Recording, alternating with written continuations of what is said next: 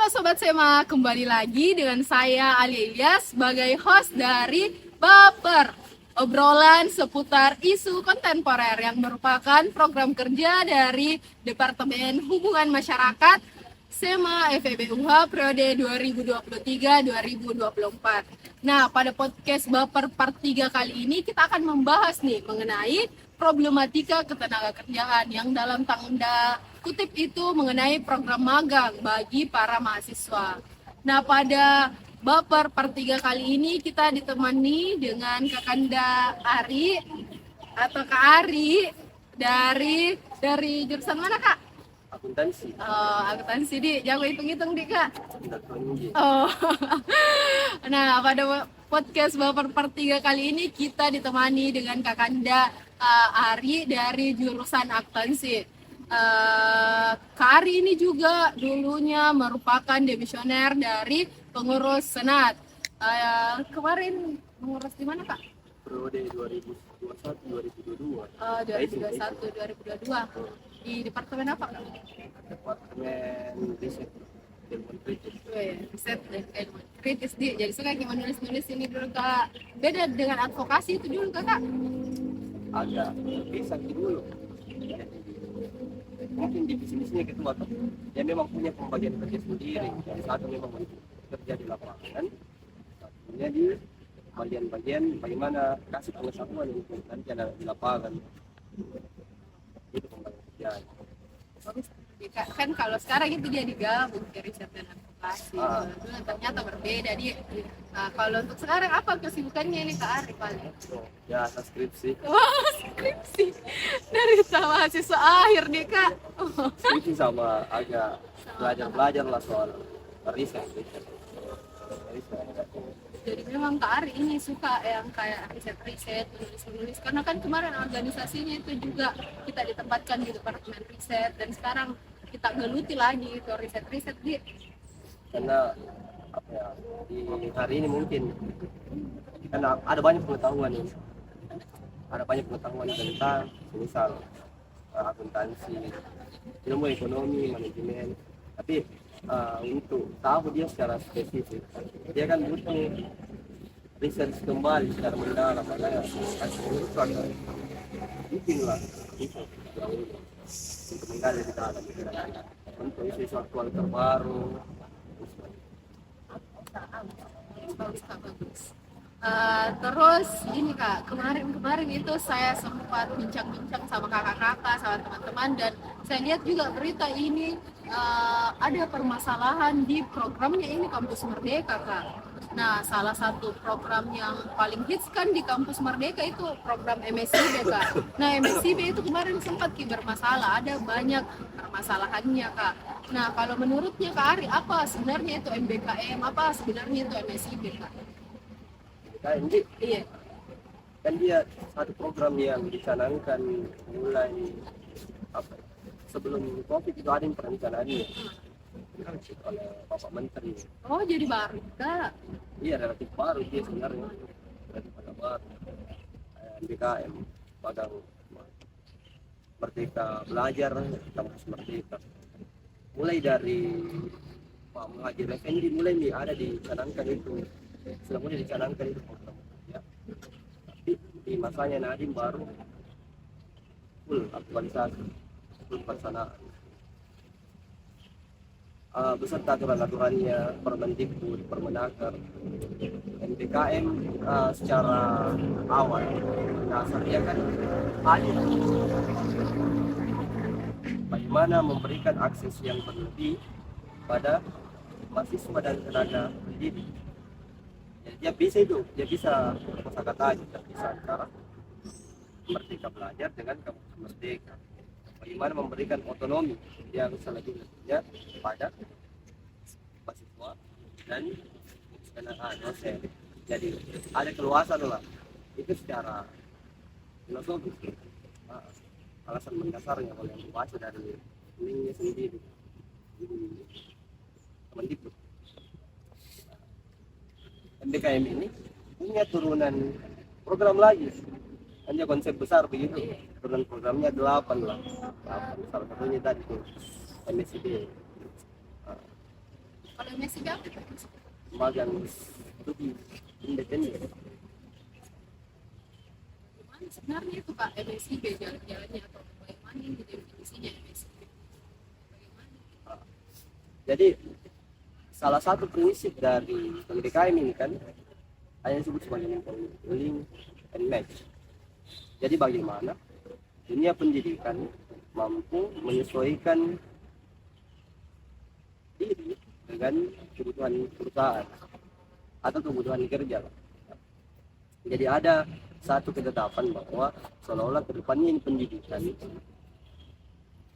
berhubungan langsung dengan prospek kerja, dan link and match adalah upaya untuk mempertemukan kedua hal itu antara pendidikan dengan kerja. Gimana?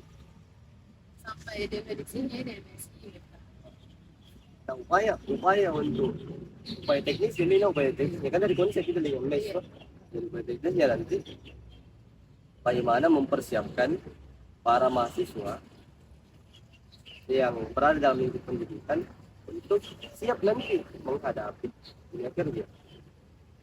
Ya secara umum seperti itu. Kan ada dua diatur untuk Kemenaker, Kementerian Ketenagakerjaan dengan Kemendikbud, Ristek, Isi dan Teknologi. Kemenaker dia khusus untuk mereka yang telah selesai pendidikan, mau fokus kerja, pernah dengar balai pelatihan kerja, nah itu Kemenaker itu khusus itu mahasiswa magang-magangnya. Jadi secara spesifik itu mungkin perbedaannya, dan secara umum ya seperti itu tadi, bahwa dia lahir untuk mempersiapkan perspektif yang lebih baik ke depan bagi calon-calon fresh graduate itu.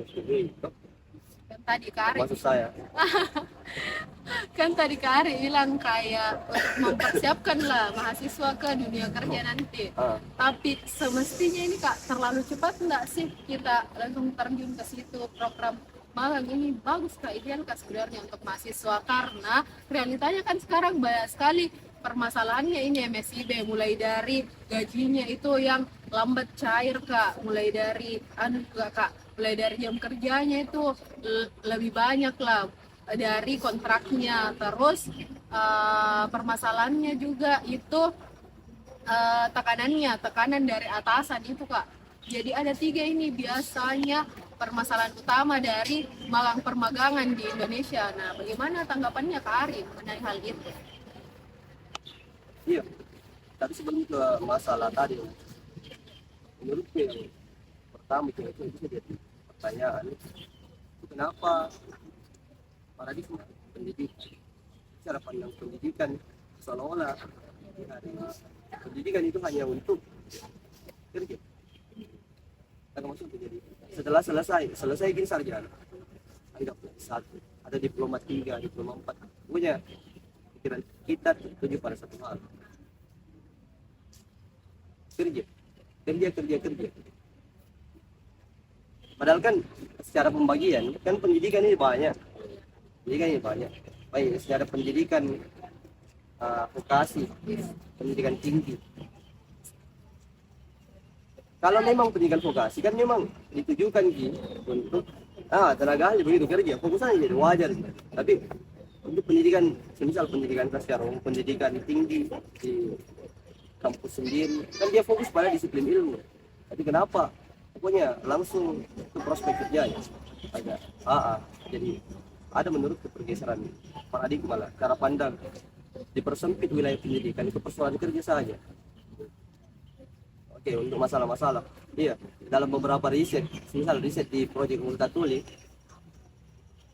dia banyak membahas terkait normalisasi magang merdeka. Ada kata normalisasi dalam artian seluruh hal-hal yang kita bilang tadi, ya, Alia bilang tadi, masalah overwork, kesehatan mental, gaji yang lambat canggih, kurangnya perlindungan hukum, itu dirangkum semua di tadi di riset-risetnya boleh dibentak.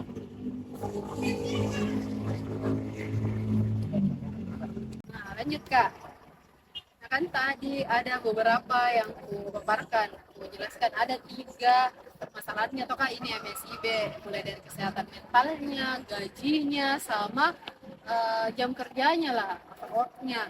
Nah, bagaimana ini sebenarnya tanggapannya Kak Ari mengenai 3 permasalahan itu yang terjadi di program magang ini? Iya betul. Sebenarnya kalau mau explore juga, ada web namanya Project Multatuli. Nah di Project Multatuli itu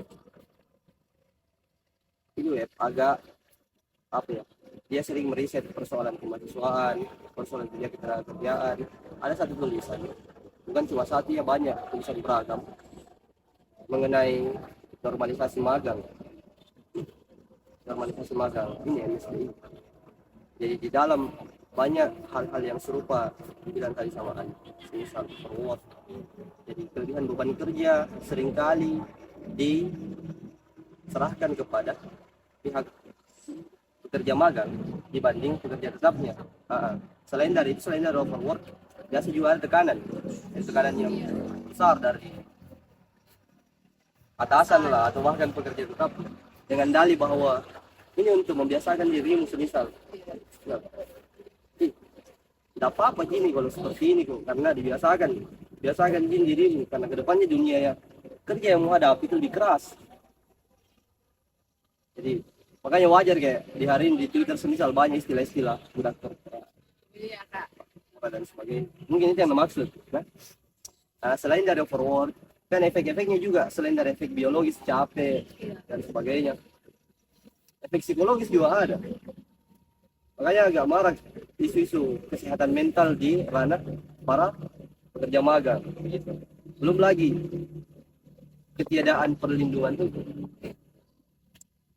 Beberapa teman-teman pernah yang tanya, ada UNHAS juga, ada magang di wilayah Makassar. Dia bilang, kenapa saya ini perkiraan pas di awal ada kesepakatan kerja itu ada hitam di atas putih, dalam artian ada kontraknya dituliskan tanda tangan, tapi ada yang tidak ada, kontrak, ada yang ada juga.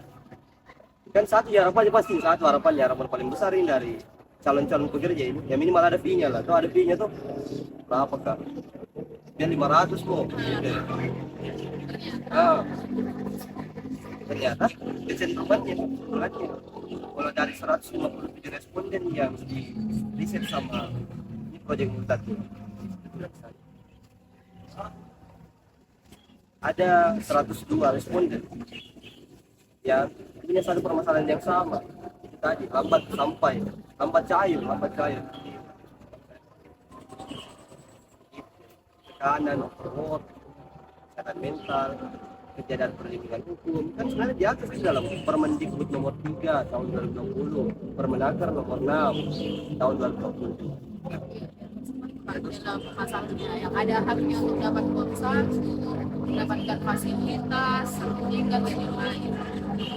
Jadi tadi kan Kak Arif menanggapi mengenai permasalahan itu, jadi ini mahasiswa Kak, normalkan itu semua permasalahan Kak, normalkan dan perusahaan juga kayak nanya-nanya Ki untuk anu ini anak-anak magang. Jadi kalau begitu Kak, bisa dibilang eksploitasi nggak sih Kak? Iya, eksploitasi atau tidak? Kenapa cenderung mahasiswa menormalisasi, menganggap bahwa hal-hal overwork, kesehatan mental, ketiadaan perlindungan hukum sebagai sesuatu yang ya biasa di normal.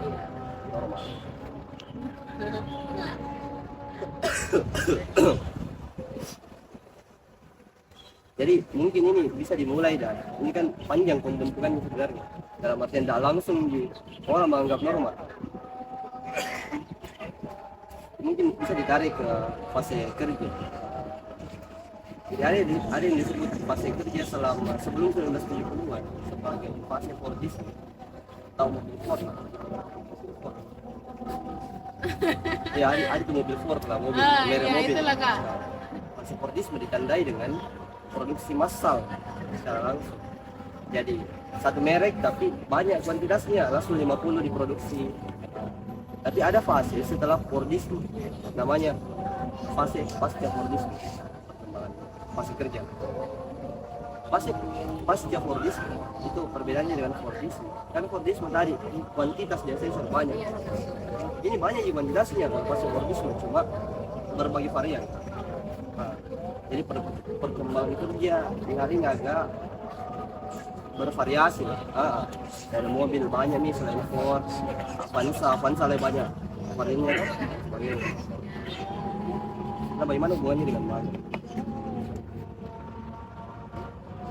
Pasca Fordisme itu agak mengembangkan rezim yang disebut sebagai rezim fleksibilitas kerja.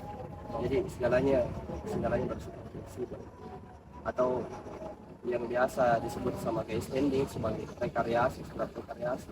Karena itu rentan, kerja yang rentan. Jadi bekerja di hari ini diharapkan memiliki banyak keahlian. Kan tadi bervariasi. Iya kak, bervariasi. Jadi bukan cuma mereknya tapi keahliannya begitu. SDM-nya untuk misal pekerja Alfamart itu kan kalau masuk di apa mengucapkan, kalau masuk di Alfamart apa mengucapkan, Selamat datang. itu bagian dari keahlian juga. Iya betul. Senyumnya Iya. pekerja, ucapan selamat datang, itu semua penting bagi dia bekerja. Di era fleksibilitas ini tidak, bahkan kontrak kerja salah satunya itu kadang tidak jelas gitu. Bahkan ketika di kontrak itu kita disewa selama 3 bulan, bisa jadi 1 bulan ketika dianggap tidak lagi memenuhi keuntungan perusahaan, sudah diganti. Jadi serba susah lah masuk dunia kerja. Makanya magang hadir sebagai jalan untuk menembus batasan-batasan itu tadi. Jadi pekerja magang diharapkan punya banyak keahlian, bukan cuma satu. Dia juga lo magang, tahu teman-teman, misalnya dia fokus di wilayah pencatatan akuntansi, pasti dia fokus di pencatatan laporan keuangan. Tapi kadang-kadang dia bisa bikin kopi, kadang-kadang jadi OB. Agak melenceng di kak Ah, dari jabatannya atau dari yang udah daftari begitu. Gitu. Yang dapat bikin kopi, printkan dulu. Iya, printkan Printkan dulu dulu ini deh. Bahkan lembur di luar nih dari jam kerja yang harusnya. Jadi kerja semakin bervariasi modelnya. Dan paling problem adalah ketika itu tidak dibayarkan. Saya minimal dibayar lah. Keringat mah ini capek. Yang ada kepastian bahwa ketika magang kan sudah pasti diterima kan di perusahaan itu. Tidaknya ada fee-nya di kak, balik yang dikasihkan. Makanya orang-orang menormalkan gitu. Orang-orang menormal. Dan ada satu teori yang agak menarik dari teorinya namanya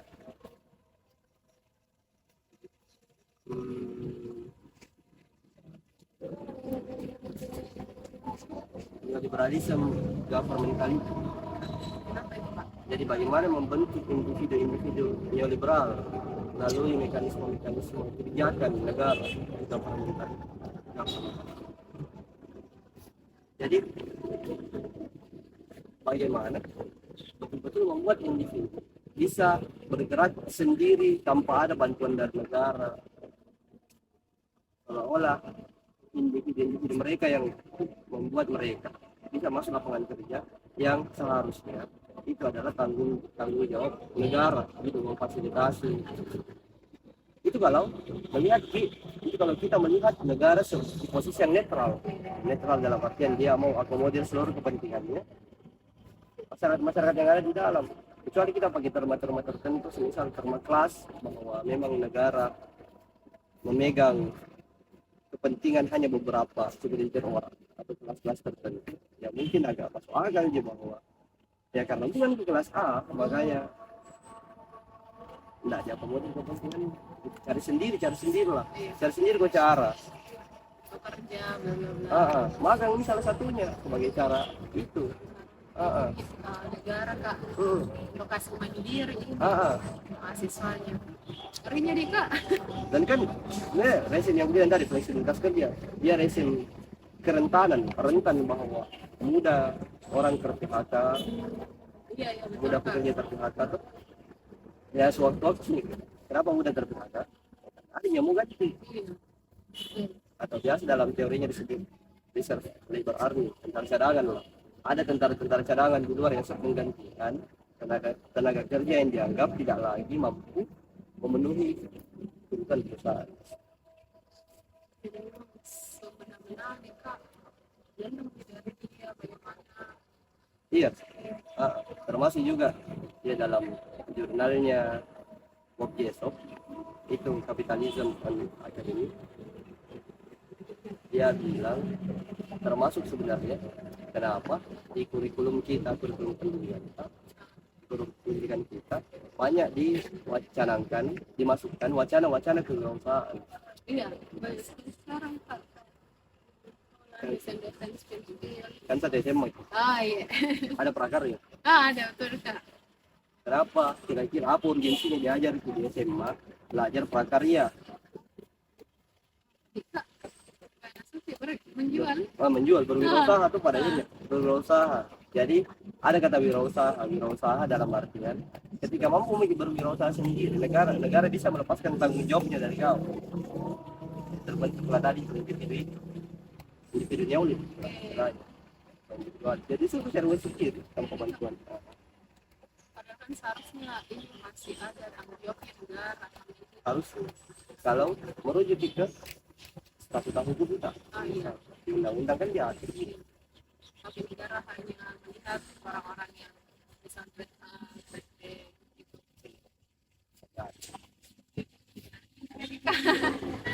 Nah kan tadi untuk magang ini ada banyak sekali permasalahannya toh kak. Nah kenapa paling mahasiswa lebih pilih ini magang dibanding riset? Kan ada di opsi lain selain magang. Ada ini yang namanya riset. Kenapa orang berlomba-lomba Ji untuk magang? Kenapa bukan riset saja? Nah bagaimana menurutnya Kak Ari? Kembali ke kita kan kamu punya banyak sesuatu. Iya.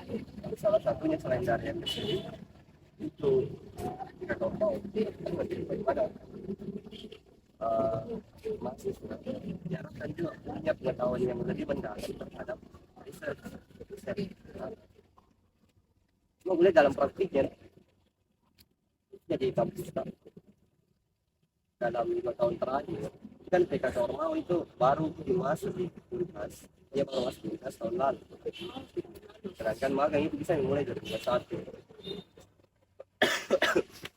Jadi secara rentang waktu akses untuk praktiknya dibanding riset jadi duluan mungkin praktiknya magang dibantu magang. Iya karena sekali lagi link and match yang tadi. Iya. Jadi untuk memenuhi prospek kerja perusahaan, kebutuhan perusahaan, pendidikan dihadapkan dengan hal itu. Nah, riset bagaimana ya? Coba bayangkan, apakah betul-betul bekerja di perusahaan itu butuh banget yang namanya riset?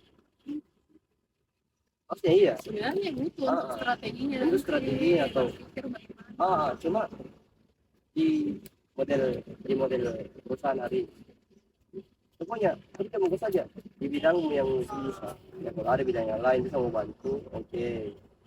Kayak enggak butuh banget sih gitu, kecuali ada divisinya tersendiri makanya tidak dibutuhkan banget seperti itu.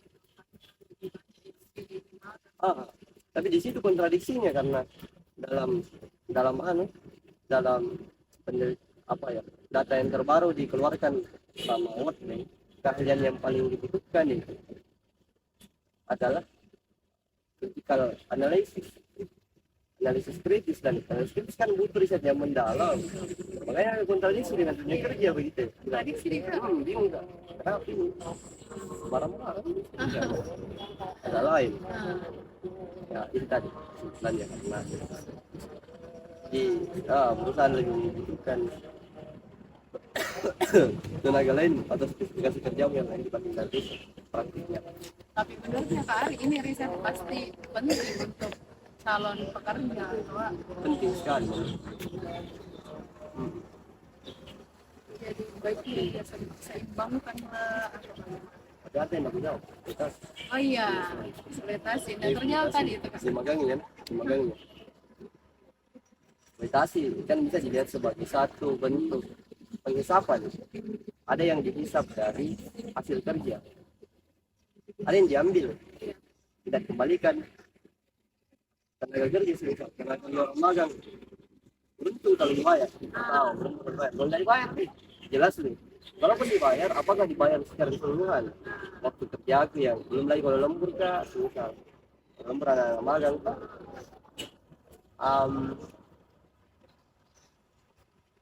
Jelas berbeda gaji fee yang diperoleh oleh pekerja tetap dan pekerja magang. Dan kadang-kadang kan seperti yang ditemukan di dalam proses dominan beban kerja yang diperoleh oleh pekerja magang jauh lebih besar kadang-kadang dibanding pekerja tetap, dan gajinya beda bahkan ada yang gaji gaji. Tapi ya itu tadi poin pentingnya karena merasa bahwa yang saya sedang dieksploitasi, saya sedang diambil hasil kerjaku. Dan ironinya, kalaupun dia nanti sekedar sebagai pekerja akibat dari magangnya, apakah keseluruhan proses belajarnya mulai dari kuliah magangnya itu dibayarkan pada saat dia bekerja? Kan yang dibayar apanya? Pada saat dia bekerja tuh? Iya, bukan pada saat Itu prosesnya. termasuk. Jadi misal mahasiswa ini Kak, dia lakukan magang, ternyata dia tidak dapat fee, atau ternyata ini dia lembur, atau ternyata terlalu banyak jam kerjanya, itu tidak sesuai dengan kontraknya, itu bisa dibilang eksploitasi nih Kak. Iya dong. Karena ada hasil kerja yang tidak terbayarkan. Iya, terbayarkan dengan tenaga kerja yang dia keluarkan. Jadi eksploitasi bukan persoalan dirasa atau tidak. Iya, kayak semisal kita bertanya ke peserta magang, apakah Anda merasa eksploitasi? Jadi yang pasti menjawab enggak. Itu ya, lagi-lagi karena kesadarannya tadi. Iya. Menganggap bilang, ya anggap bahwa ini normal, Dia normalkan juga di kondisi sekarang. Tapi sekali lagi ini bukan permasalahan dirasa atau tidak. Kan tadi banyak nih kita bahas mengenai problematikanya ini Kak, program magang bagi mahasiswa. Nah, kalau menurutnya Kak Ari sendiri bagaimana ini solusinya untuk permasalahan itu Kak? Apalagi kan biasa yang nonton ini podcastnya SEMA itu dominan itu mahasiswa. Bagaimana ini Kak menurutnya Kak Ari? Siapa tahu bisa didengar sama teman-teman yang lain. Apalagi sekarang ini MSIB lagi buka juga Kak. Pertama, buka disclaimer bilang tidak melarang ke magang, jangan sampai dah. Orang beranggapan begitu deh. Jangan apa masa itu. Bilangnya mau apa kak? Baru nanti kerja kayak ada orang bilang, dia dulu agung-agungkan begini. Nanti kamu mulai ke magang tuh, baru apa kak? Jadi teman-teman yang tahu mungkin langkah solutif jelas adalah mengetahui bahwa sebenarnya seperti ini sistemnya. Ada laku yang sulit dibaca hanya sekedar dengan melihat fenomena. Jadi butuh pembacaan lebih lanjut dalam artian riset begitu penting. Nah, maksudnya hasil riset ini semua tahu tidak bisa bongkar bahwa ternyata seperti ini magang. Kayak sejak tahu bahwa ada bentuk pembodohan. Pembodohan Dika, bentuk pembodohan. Kasarnya begitu Kasarnya. Dia tahu bahwa dibodoh-bodohi. Betul. Dibodoh-bodohi. Setidaknya dia sadar nih kalau misalkan dia sedang dibodoh-bodohi sama kondisi sekarang. Oke. Karena beda itu. Kaget di awal dengan kaget di akhir. Kaget di awal kan itu kayak mengetahui bahwa seperti ini nanti yang kuhadapi. Jadi siap lagi dengan segala kemungkinan lah. Kita bisa mempersiapkan diri dengan segala kemungkinan yang akan muncul, apapun itu, eksploitasi atau bukan. Ya walaupun pada ini komunikasi. Itu yang pertama. Yang kedua, karena kita telah tahu bahwa ada banyak ketimpangan kerja di rezim kerja hari ini. Betul-betul berafiliasi dengan satu organ yang mau memperjuangkan ketimpangan kerja itu penting. Organisasi-organisasi yang memperjuangkan kerjaan kan ada banyak. Misal di ranah kampus ada serikat pekerja kampus yang lagi marak ini dibicarakan di Twitter lah, sempat trending bulan lalu. Apa siapa itu Kak, orang di serikat pekerja kampus atau gimana? Dia menawarkan teman-teman pekerja atau bahkan para pekerja untuk menghimpun diri, mengorganisir diri bersama untuk memperjuangkan hak-hak pekerja. Misal jam kerja, kan dalam sejarahnya semisal hari buruh orang dulu dominan kan di tahun 1800-an orang kerja 16 jam per hari, tapi melalui perjuangan buruh ya hari ini alhamdulillah mungkin sampai 8 ya, walaupun masih ada eksploitasinya jelas. Kayak gue bilang, selain dari menghimpun pengetahuan, menghimpun individu bersama itu penting banget. Maka dari itu mungkin membaca, diskusi, mengorganisir, read, discuss, and organize. Oke Kak, jadi tadi solusinya dari Kak Ari sebagai narasumber dari podcast part 2 kali ini ada dua nih Kak. Yang pertama itu tentang dia sadar lah mengenai dia dikasih begini atau kondisinya sekarang, dan yang kedua itu bagaimana tadi Kak yang kedua kayak serikat pekerja Mengorganisir. Dia dapat mengorganisir Karena ini untuk kerjaan bersama harus mengorganisir ini serikat pekerja di kampus nih Kak. kampus. Di Coba kan kalau mau lebih jauh ke buruh yang non kampus juga boleh. Iya, jadi selain dari pemaparan tadi persoalan magang, teoretisasi, mungkin wadah-wadah seperti ini juga sangat penting sebagai medium pengetahuan yang di hari ini tidak disediakan oleh kurikulum pada umumnya di kampus. Dan syukurnya adalah senat mahasiswa, kabinetnya anak-anak Vanguard oleh Bapak Ketua Ilman gitu, mau menyediakan wadah seperti ini ya sekali lagi untuk menyebarkan atau mereproduksi pengetahuan yang seperti ini ya jarang ditemui di ruang kelas.